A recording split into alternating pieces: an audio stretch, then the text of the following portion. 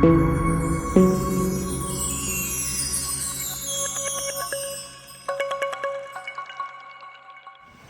I have here my 1983 500 SEC. I decided to go ahead and pull it out and drive it because it's been sitting in storage. I pulled it out of storage. I have a lot of plans for this car. Just been very busy, of course. If you check out my YouTube channel, you know that I always have cars coming in and cars getting shipped out. I do the coilover conversions on these other cars, and so it puts my personal projects further and further back. But this car right here, this is a Euro spec. Oftentimes you hear about the 560 SEC. Well, in Europe, they offer the 500 SEC and the 380 SEC. I know 560 is more common, US spec here in the US. And most of the US cars, if not all the US cars, they had the larger bumpers. They had different headlights with the bezel around them, which are the less appealing headlights. They had the headlights that sat back. Those are less appealing. These headlights are flush. Those are the European headlights, the ones that everybody likes and everybody goes after. The Euro spec one also has more horsepower than the standard 500 that was sold in the US. Of course, the 380. The 560 SEC has more horsepower, but I think it has a 3-speed transmission, and the 500 SEC has the 4-speed transmission. So there are other differences of the Euro spec versus the US spec. The Euro spec is highly desired. This one right here has some rust, rear quarter panels that has to be taken care of. The rear bumper, you can see that it was tapped because it's pushed in more on that side than this side. Notice you see the gap here is slightly different than the gap here, looking at the chrome. So that has to be adjusted. There is some body work again needs to be done. There's some dents here. Right there. The suspension is original. I want to lower that. You hear some belt noise right there. That might be a pulley that just started.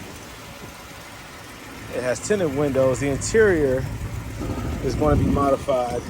I have a lot of parts here that I purchased. I have a lot of parts in storage. You see here the back is filled with parts. This is the original interior. It's called Palomino. It's like a peanut butter interior. But as you can see, there is some a lot of wear and tear to it. So I have plans to change out that interior. I have a black interior. It's gonna be a two-tone setup. I have a lot of ideas, a lot of things that I want to do with this car. I want to change the exhaust system. It has a little rough idle to it. I want to see what that's all about. It definitely drives smooth, has plenty of power. It doesn't shake while driving, but it shakes at idle.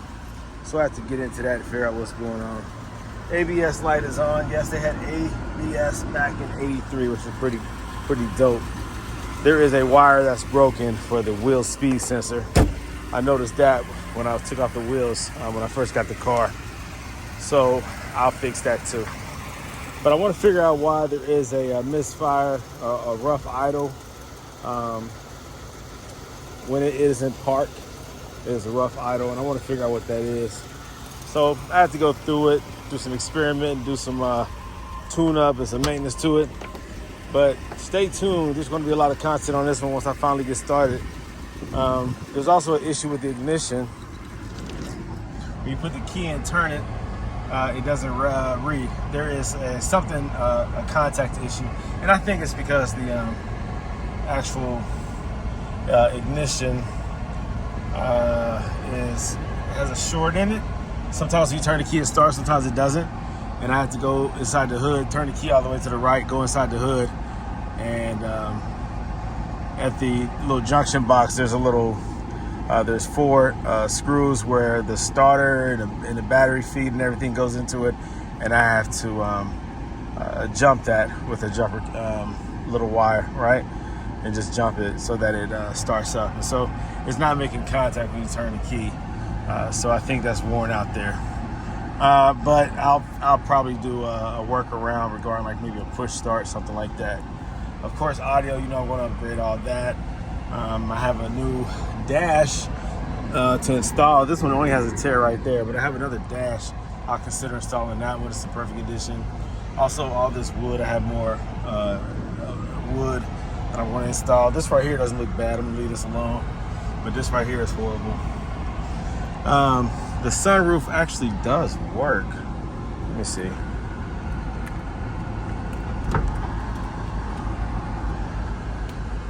Yeah, sunroof works. All the windows goes down. All the windows go down.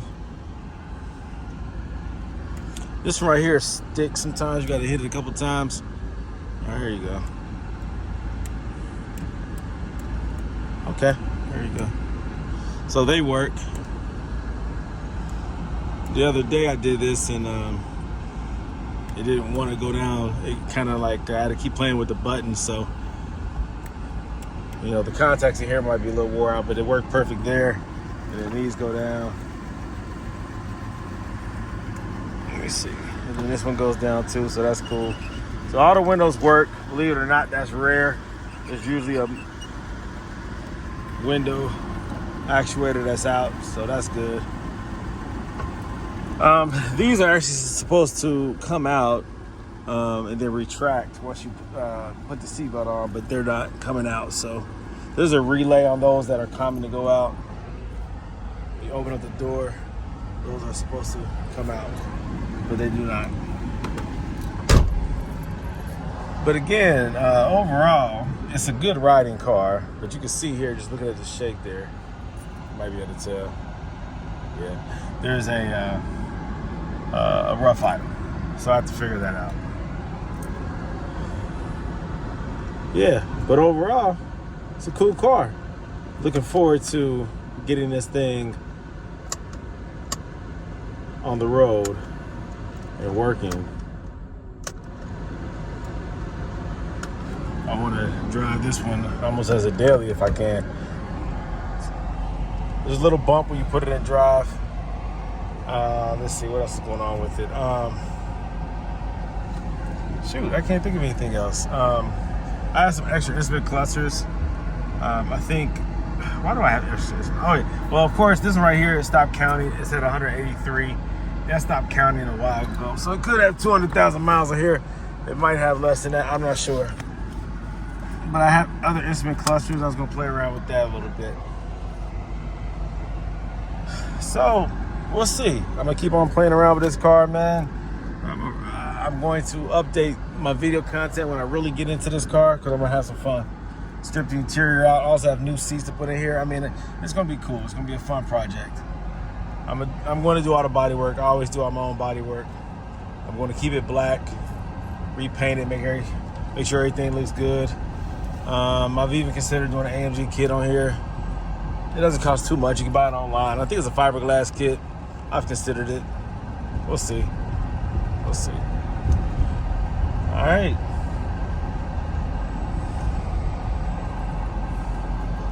Let's hear this thing take off.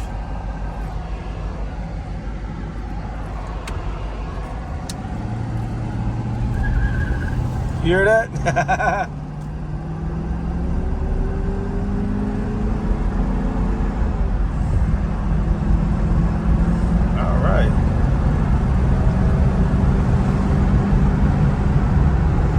Yep, shit's very good, man. Very smooth.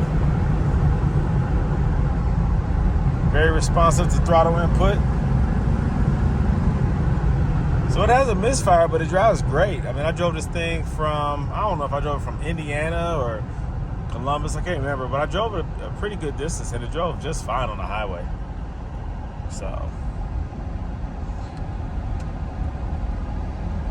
that gas needle's jumping around a little bit.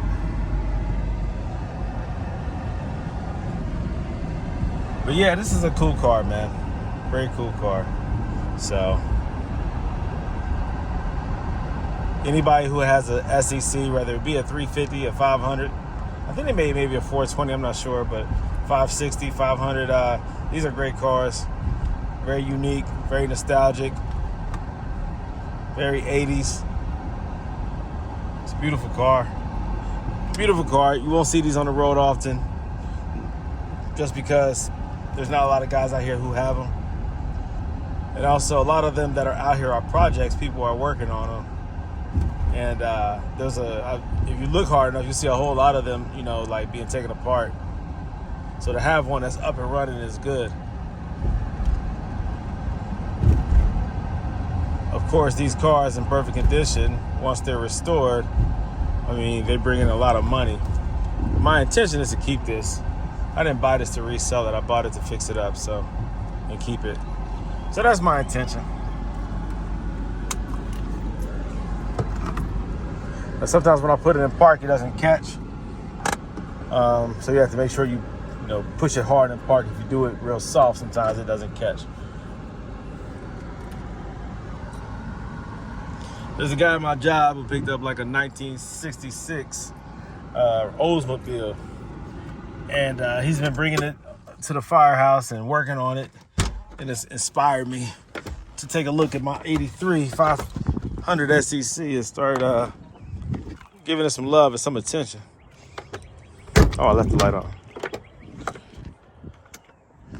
So I'm looking forward to getting back into this one, man.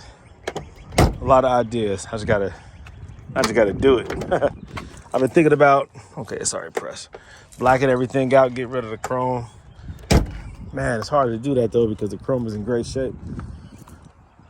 But I've been thinking about it. Just blacken everything out.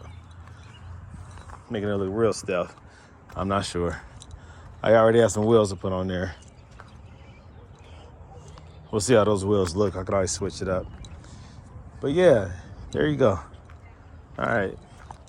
You see, I have projects like this. This S55, and needs a lot of work. I can't get it to start because of a fuel issue. I replaced the fuel pump, but there's something else that's causing or starving the engine from fuel. The fuel pump is working, but there's something going on with that tank because when I put gas into it, it overfills. It doesn't allow me to put gas in it, So there's a lot of pressure also when I take the gas cap off. So I got to figure that one out. But I have project after project. I have a 500, let me see, a CL500 in the garage that I'm working on. I'm going to do a couple more things to it. Then I'm going to pull this out and throw it on the market. I have some audio upgrades that I need to do to the SL because the amp has gone out, so I don't have any audio. This one right here, got to do some audio upgrades. Put a radio in and some new door speakers. Radio in the SL. This one I have a brake line leak that I have to repair, so I haven't been driving the wide body. Shoot, what else? I think that's it. I think that's it. So yeah, I have some things I got to take care of, guys, before I really, dive into the 500 SEC. But I wanted to make this quick video just showing you guys that I do still have it. It's not going anywhere, and I'm really looking forward to working on it. All right, guys. So until then, you guys be cool, and I'll be in touch. Go to AutoWorks. I'm out.